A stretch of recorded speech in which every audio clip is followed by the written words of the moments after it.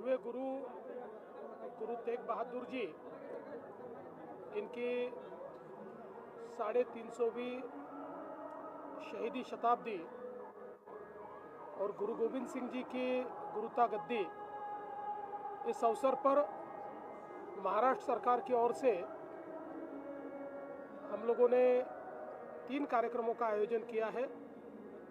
पहला कार्यक्रम नागपुर में संपन्न हुआ। दूसरा कार्यक्रम आज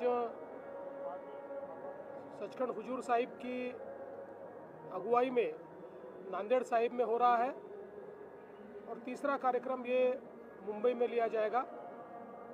विशेष रूप से राज्य में जितने भी नानक नामलेवा संगत है, उस संगत को एकत्रित किया गया है।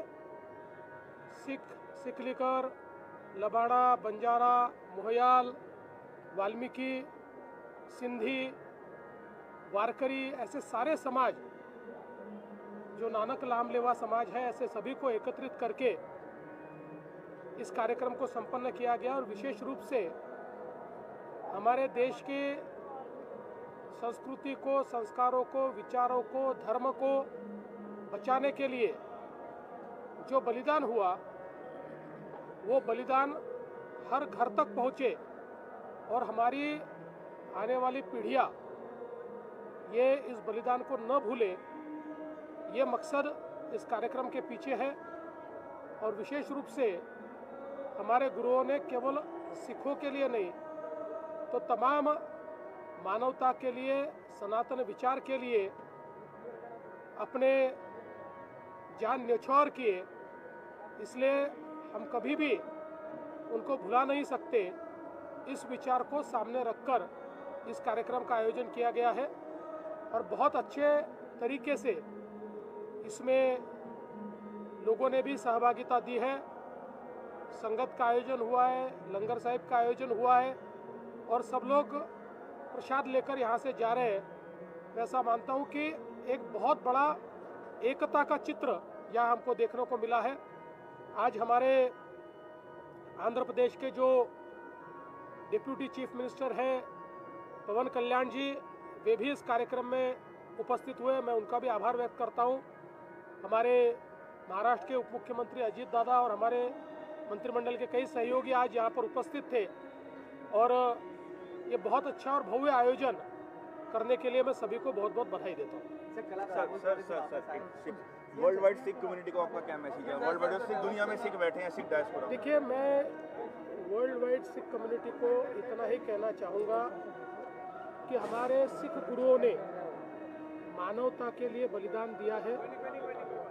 उनका बलिदान ये केवल सिखों के लिए नहीं था, तो सभी को, हमारे देश के विचार को, हमारे देश की संस्कृति को, हमारे देश के संस्कारों को और हमारे देश के धर्म को बचाने के लिए बलिदान हुआ है। इसलिए हमारे गुरुओं के का आशीर्वाद लेने के लिए, हमारे गुरुवाणी का आशीर्वाद लेने के लिए पूरा भारत एक है। हम सभी लोग, चाहे हमारी पूजा पद्धति अलग हो सकती है, लेकिन हम सभी लोग हमारे गुरुओं को नमन करते हैं। लास्ट सिकलीगढ़, मुंजारा, मोहल्ला सबको आपने इकट्ठा किया। हालांकि राजनीति अलग करती है, पर आपने सब नानक नामलेवा को इकट्ठा किया। इसके लिए सिख कौम आपके आभार रखती है। इनको इंस्टीट्यूशनलाइज करने के लिए, किस लिए सेरेमोनियल ना रह जाए, 3 इवेंट तक ना रह जाए जी, इंस्टीट्यूशनलाइज हो, इस चीज़ के लिए क्या सरकार करेगी? देखिए, हम लोगों ने विशेष रूप से ये प्रयास किया है कि जैसे हमारे जो सिकलीगढ़ समाज है, अब ये समाज एक प्रकार से बहुत पिछड़ा हुआ समाज है जी, तो इस समाज को मुख्य धारा में लाने का प्रयास हम लोग कर रहे हैं। और नानक नामलेवा संगत के जितने अलग अलग समाज है, उन सभी समाजों के लिए हमारी सरकार ने कोई योजनाएं तैयार की है कि जिन योजनाओं के तहत उन समाजों को हम लोग प्राथमिकता दे पाए, उनके विकास के लिए, उनके बच्चों की पढ़ाई के लिए, उनके रोजगार के लिए अलग अलग प्रकार की स्कीम्स हमने शुरू की है। और मेरा विश्वास है कि ये जो पूरी संगत है, इस संगत को साथ में लेकर हम आगे बढ़ेंगे। वर्ल्ड वाइड सिख कम्युनिटी ये भी चाहती है कि नांदेड़ की पावन धरती को पवित्र का दर्जा दिया जाए और यहाँ पे कुछ सरकार का अलॉट करने की सोचिए, सिख माइनॉरिटी मेडिकल कॉलेज या कुछ ऐसा कुछ इंस्टीट्यूशन सिख कम्युनिटी की झोली में दिया जाए। हम जरूर इसका विचार करेंगे और विशेष रूप से ये जो हमारी नांदेड़ की धरती है, हाँ जी, जो गुरु गोविंद सिंह जी ने पावन की हुई धरती है, बहुत ऐतिहासिक धरती है। इसलिए यहाँ पर इसका विकास और यहाँ पर दुनिया से आने वाले जितने सिख भाई हैं उनको अच्छी व्यवस्थाएं मिले, और केवल सिख भाई नहीं तो सभी लोग यहाँ पर मत्था टेकने के लिए आते हैं। जरूरत है माइनॉरिटी कॉलेज की, मेडिकल कॉलेज, जरूर उसका विचार करेंगे। Thank you sir.